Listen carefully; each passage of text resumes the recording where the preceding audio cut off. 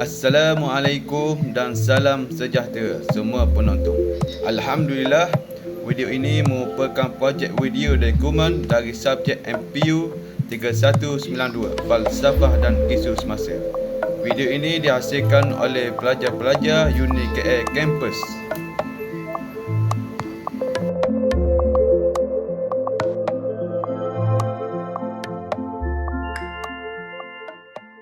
Izinkan saya memperkenalkan diri saya terlebih dahulu. Nama saya Wan Ahmad Daniel bin Wan Nelang. Nama ahli kumpulan saya yang pertama, Putera Azam Basri bin Muhammad Johan dan Ahmad Zikri bin Amin. Video dokumentari ini yang dihasilkan oleh kumpulan kami adalah berkaitan tajuk kearifan tempatan. Objektif video ini menerangkan ialah yang pertama, pendahuluan. Yang kedua, konsep asas. Yang ketiga, objektif kajian. Yang keempat, jenis-jenis. Yang kelima, kesan kearifan tempatan dalam konteks menuntut ilmu. Pendahuluan. Kearifan tempatan adalah satu tema ilmu yang dibentuk bagi menjelaskan satu keadaan, budaya dan ilmu bagi sesuatu kawasan atau masyarakat. Kearifan tempatan juga adalah meluas yang digunakan dalam dunia akademik. Istilah kearifan tempatan mula berkembang dengan menerima sentuhan daripada sarjana Nusantara selagi dengan perkembangan teknologi. Sarjana Nusantara yang terbanyak menggunakan istilah kearifan tempatan adalah Indonesia dan Malaysia dengan pelbagai hasil karya seperti buku, artikel dan kertas kerja persindaran. Seterusnya, yang kedua, objektif kajian. Penelitian ini akan berusaha untuk mencapai dua perkara, iaitu yang pertama, menjelaskan kemampuan kearifan tempatan dalam mempertahankan keberadaan institusi sekolah pondok. Yang kedua, ilmu merupakan asas hikmah dan tiada hikmah bagi orang yang tidak berilmu. Objektif kajian ini juga ada 4 objektif. Yang pertama, punca kearifan. Yang kedua, kelebihan. Yang ketiga, kelemahan. Dan yang keempat, sumbangan kearifan. Yang pertama, punca kearifan. Sebagai satu usaha memberi kesedaran dan kefahaman akan usaha dekolonisasi dan pembentukan ilmu berasaskan kearifan tempatan. Yang kedua, kelebihan. Kemampuan dapat menyusun sistem-sistem kefalsafahan, terutama ilmu logik dan matematik yang lahir sejak zaman Aristotle. Yang ketiga, kelemahan. Mementingkan subjek lebih dari objek. Yang keempat, sumbangan kearifan. Pembentukan pengembangan masyarakat beragama dan menubuhkan institusi pendidikan seperti pondok. Seterusnya, jenis-jenis kearifan tempatan. Kearifan tempatan merujuk kepada pengetahuan, nilai dan amalan yang berkaitan dengan budaya, tradisi dan kehidupan tempatan di sesuatu kawasan atau komuniti. Kearifan tempatan ini adalah suatu aspek penting dalam memahami dan menghormati budaya dan kehidupan masyarakat tempatan. Ia sering melibatkan nilai-nilai, adat istiadat dan tradisi yang telah diwarisi dari generasi ke generasi. Yang pertama, tradisi dan adat istiadat. Ini merujuk kepada cara hidup, upacara keagamaan, perkahwinan, kematian serta perayaan tempatan yang menjadi sebahagian daripada warisan budaya suatu kawasan. Adat istiadat ini sering menjadi asas identiti masyarakat tempatan. Yang kedua, pengetahuan tempatan. Pengetahuan tentang tumbuh-tumbuhan, haiwan dan alam sekitar yang khas untuk sesuatu kawasan juga merupakan sebahagian daripada kearifan tempatan. Ini termasuk cara-cara untuk menggunakan tumbuhan sebagai ubat atau sumber makanan. Yang ketiga, kebijaksanaan dan kearifan tempatan. Masyarakat tempatan sering memiliki pandangan, nasihat yang dikumpulkan daripada daripada pengalaman bertahun-tahun tentang bagaimana menjalani kehidupan dengan bijak dalam persekitaran tertentu.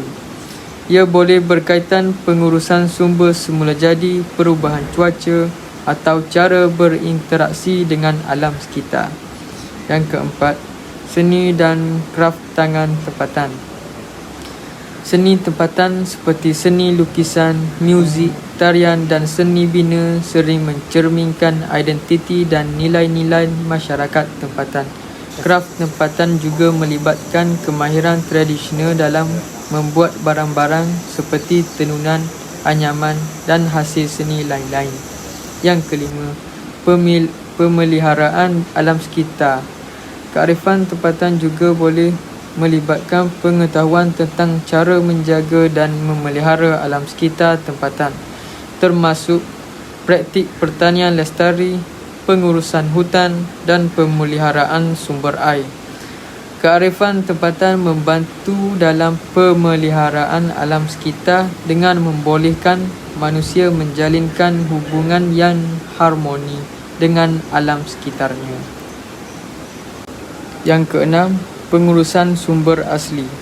Pengetahuan tentang cara memanfaatkan sumber alam sekitar secara lestari seperti cara menanam padi mengikut musim atau teknik penanaman yang sesuai dengan tanah setempat. Yang ketujuh, perubatan tradisional. Penggunaan tumbuhan herba dan ramuan tradisional untuk merawat penyakit dan mengekalkan kesihatan. Ini termasuk kaedah tradisional dalam penyediaan ubat-ubatan semula jadi. Yang ke-8, kemahiran bertani tradisional. Teknik pertanian yang diperturunkan dari generasi ke generasi, termasuk cara menanam, menyelenggara dan menuai tanaman secara berkesan.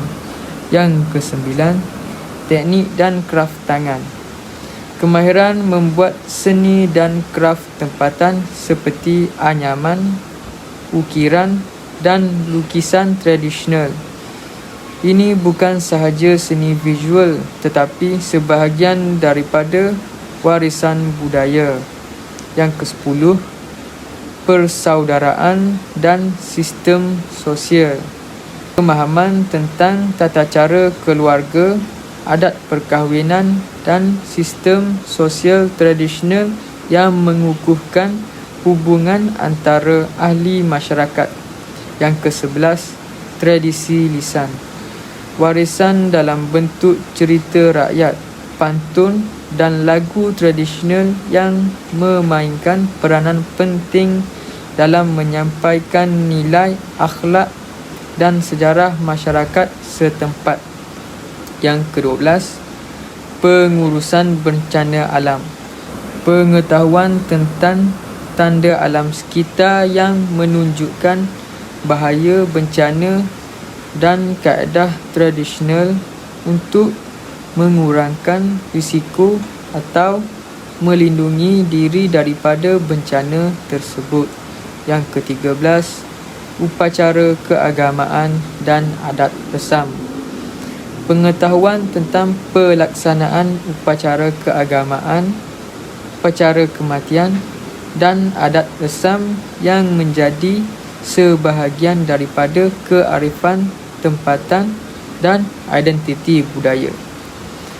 Pengetahuan tradisional ini menjadi asas kearifan tempatan yang menjadi panduan menjalani kehidupan dalam konteks masyarakat dan persekitaran setempat.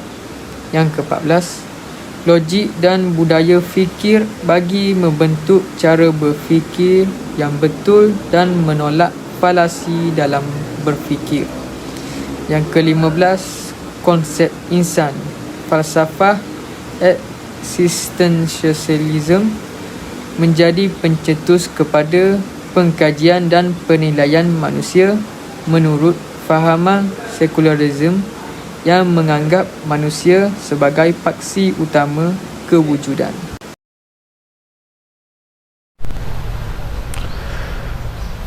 Kesan kearifan tempatan dalam konteks menuntut ilmu. Pembinaan kearifan tempatan dalam menjana perkembangan budaya ilmu di alam Melayu dapat dilihat berasaskan beberapa aspek. Mengasaskan tradisi rehlah, membentuk tradisi jaringan, memperkenalkan tradisi pondok, mencetuskan tradisi tulisan, melestarikan tradisi tempatan, dan menanamkan tradisi mazhab. Yang pertama, mengasaskan tradisi rehlah. Ulama memperkenalkan konsep rehlah atau merantau dalam menuntut ilmu, dan pendekatan ini selari dengan konsep hijrah untuk mencari kehidupan yang lebih baik. Yang kedua, membentuk tradisi jaringan. Perantauan ulama telah mewujudkan rangkaian dan jaringan keilmuan antara ulama Melayu dengan ulama Timur Tengah, bahkan antara ulama Melayu sesama mereka. Jaringan ini penting dalam memperkuatkan solidariti ummah kerana ulama menjadi ejen asas kepada ummah, bukan sebagai pemecah ummah. Yang ketiga, memperkenalkan tradisi pondok. Para ulama telah menubuhkan sistem pengajian pondok di alam Melayu yang menjadi pusat pendidikan yang inklusif dan membuka ruang kepada pendemokrasian ilmu pengetahuan tanpa dikenakan bayaran. Di samping tiada hak umur khusus, sistem pondok ini menjadi benteng kekuatan akidah umat Islam, khususnya semasa berjihad menentang penjajah. Yang keempat, mencetuskan tradisi tulisan. Ulama telah menulis karya fiqh walaupun ada diterjemah daripada kitab Arab, namun tetap menyerapkan nilai-nilai tempatan.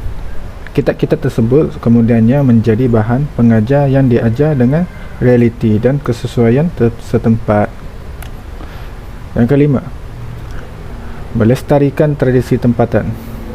Karangan berbentuk pandangan fiqh telah ditulis dan diajarkan oleh ulama tempatan, telah mentransformasikan masyarakat daripada kejahilan kepada telah celik kepada ilmu.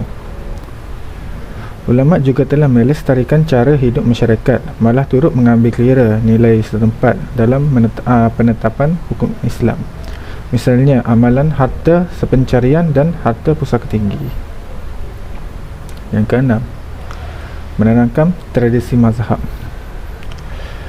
Mazhab Imam Syafi'i yang tiba di alam Melayu telah diserapi nilai kesufian, iaitu Neo-Sufism. Selain itu, mazhab Imam Syafi'i merupakan aliran integratif antara akal dan wahyu, sangat diterima oleh masyarakat Melayu.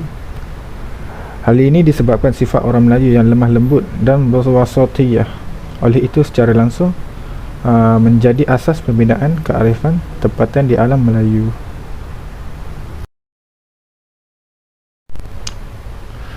Kesimpulan, kearifan tempatan yang dibangunkan oleh ulama Melayu klasik telah mengubah wajah masyarakat Melayu. Budaya ilmu ini telah diwarisi daripada generasi ke generasi dan sehingga kini telah membentuk jati diri masyarakat Melayu yang sinonim dengan Islam. Berbagai bentuk kearifan tempatan dibangunkan selari dengan panduan Al-Quran dan Al-Sunnah. Misalnya tuntutan menuntut ilmu, memelihara persaudaraan, mengangkat kedudukan wanita dan seumpamanya. Kearifan tempatan adalah amalan dan budaya yang mempunyai falsafah amalan dan praktikal secara tersirat, dan ia boleh dibuktikan secara logik, rasional dan sains.